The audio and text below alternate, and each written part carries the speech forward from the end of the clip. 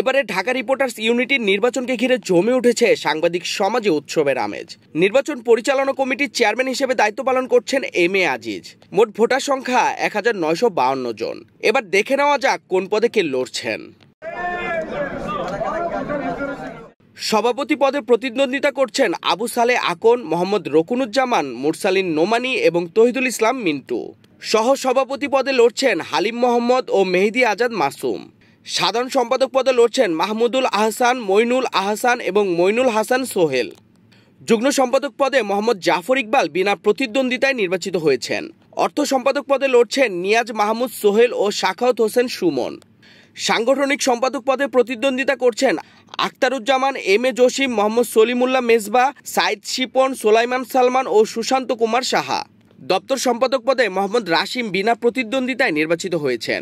নারী বিষয়ক সম্পাদক পদে লড়ছেন জান্নাতুল ফেরদৌস পান্না ও নার্গিস জুই।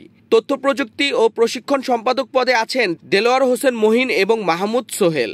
ক্রীড়া সম্পাদক পদে লড়ছেন ওমর ফারুক রুবেল ও মাকসুদা লিসা। সাংস্কৃতিক সম্পাদক পদে মোহাম্মদ মনোয়ার হোসেন বিনা প্রতিদ্বন্দ্বিতায় নির্বাচিত হয়েছেন। আপ্যায়ন সম্পাদক পদে প্রার্থী আমিনুল হক ভুইয়া এবং মোহাম্মদ সলিমুল্লাহ।